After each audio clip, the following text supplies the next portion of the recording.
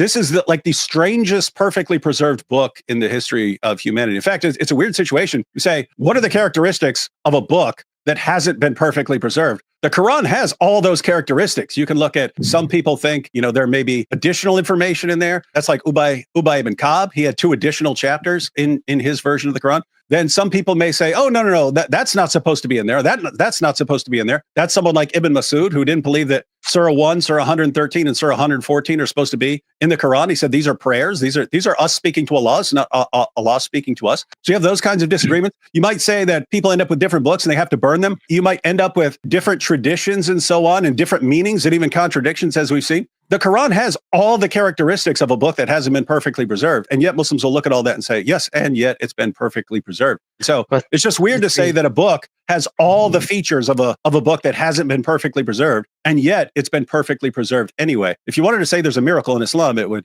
be that. It has all the features of a book that hasn't been perfectly preserved, and yet somehow it's been perfectly preserved. That would be the miracle of Islam. Just let me quick quote, because I mentioned Ubay ibn Ka'b. So Sahih al-Bukhari 5005. Umar said, Ubay was the best of us in the recitation of the Quran, yet we leave some of what he recites. Ubay says, I have taken it from the mouth of Allah's messenger and will not leave it for anything whatever. And you see, Ubay sometimes has more in his verses of the Quran than other people. And he had additional chapters. He had 2 additional chapters that didn't end up in the Quran. And so just think about this, because Muhammad, when he gave his list, he put Ibn Masud first on his list. Said, you want to learn the Quran from anyone? Learn it from this guy. But he gave a list of 4 people. Ubay ibn Ka'b was one of the other 4 people on his list. And so think about what you have here. You've got his top guy. Muhammad said, if you want to learn the Quran from anyone, learn it from this guy. That guy is the same guy who later on is saying, do not believe that this new Quran of Zayd ibn Thabit that Uthman is putting out, do not believe that, and do not hand over your Qurans, because you guys have the true Qurans and they're going to burn them. Do not listen to these guys. That's what you have from Ibn Masud. And then Ubay, they're saying, yes, Ubay's the best of the reciter, but we have to leave off some of his stuff. We have to leave off some of his chapters. We have to leave off some of his some parts of his verses and so on.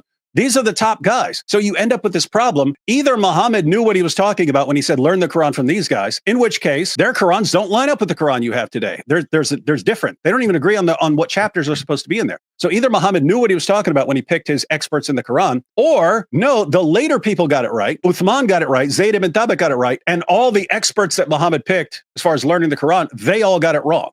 They didn't know what they were talking about. And so it's just this weird situation. Again, if you want to say perfect preservation of the Quran, it's a very strange book. When Prophet Muhammad said about Ibn Mas'ud, he said, if you want to hear the Quran being recited as it was revealed to me, hear it from Ibn Mas'ud. That means he is the best reciter of the Quran. The second thing, Uthman bin Affan is the 3rd best companions ever. He is best than Ibn Mas'ud. He is best than any other companions except for Abu Bakr Siddiq or Umar ibn al-Khattab. And Prophet Muhammad, when he was with his companions used to say that the best from us is Abu Bakr Siddiq, then Umar ibn al-Khattab, then Uthman bin Affan. And Prophet Muhammad never said to them that you are wrong. Abdurrahman, do you deny Sahih Bukhari? Sahih Bukhari says, your prophet said, take the Quran from 4. Ibn Mas'ud, Ubay ibn Ka'b, Mu'adh ibn Jabal, wa Salim Mawla Abi Hudayfa.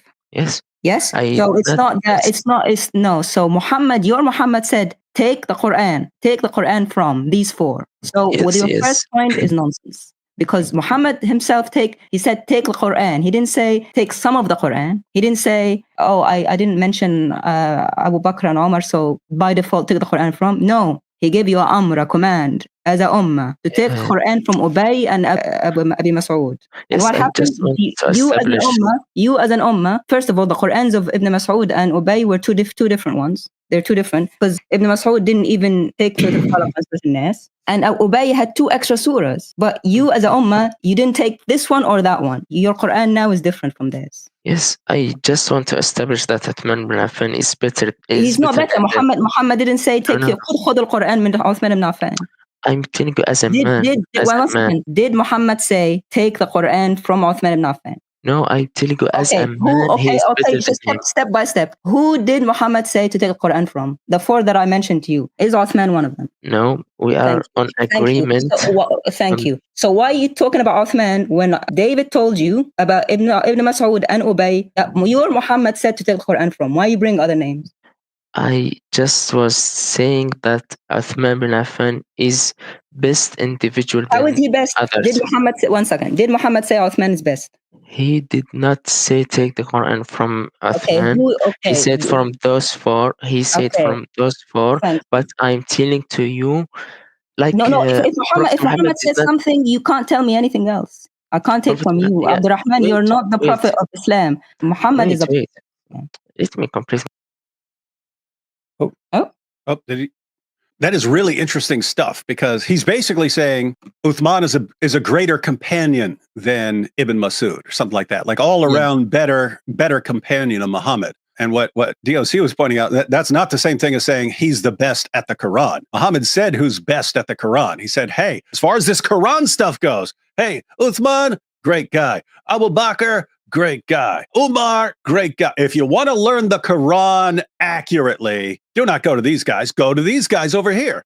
Go to Ibn Masud, go to Ubay ibn Ka'b, go to these guys. And then we point out that Muslims eventually say, they don't know what they're talking about. Just let Uthman impose a Quran on people. And then the very people that Muhammad said learn the Quran from, these are the guys saying, wait a minute, this new Quran is really weird. Don't buy this new Quran. Keep the Quran you have. That's more accurate. And then the response from Abdurrahman is, oh, but Uthman's a better companion. So that overrules what Muhammad said about who you learn the Quran from. This is very weird stuff, right? Muhammad says, hey, learn the Quran from this guy. And then Uthman says, no, I'm going to tell you what Quran to learn. And then you have Muslims 14 centuries later going, oh, yeah, let's stick with what Uthman said and not what Muhammad said. Muhammad said, learn the Quran from these guys, but we reject their Quran. We go with the one that Uthman pointed out. Really? When did Muhammad say, hey, learn the Quran from this guy and not from these guys? That's what's amazing. That every show we do, it comes down to this. It's Muslims 14 centuries later saying something completely different. It's the same thing whether we're talking about the Islamic dilemma or anything else. It's Muslims 14 centuries later saying what their modern scholars and their modern dawah guys say, even if it completely contradicts what Allah and Muhammad say. And we point out, guys, this is like the definition of innovation and so on, and shirk. Because you're saying, here's what Allah says, let me believe what this guy says instead. It's everything about modern Islam is shirk and innovation. And we're the ones who pointed out to them saying, whoa, you said this is what you believe? This is what you believe about? Look at what your prophet said. And we don't care. Look at what your God said. We don't care. What do you care about? Just what we were told when we were growing up. That's all that matters. And it's okay, then your religion is no longer the religion of submission to Allah by obeying Muhammad. Your religion is a religion of shirk and innovation and mindlessly submitting to your modern leaders and dawah clowns. And that's fine. Just be honest about it. I'm a mu'min, not a Muslim. I'm mu'min. There's a difference between Muslim and a believer. Yeah, I'm a Muslim. I'm a Muslim. Muslims become a mu'min, a believer. It's called mu'min or kafar. Hey, cut him out. Cut him out. Yeah, that's not going to go well, guys. What kind of Muslim are you?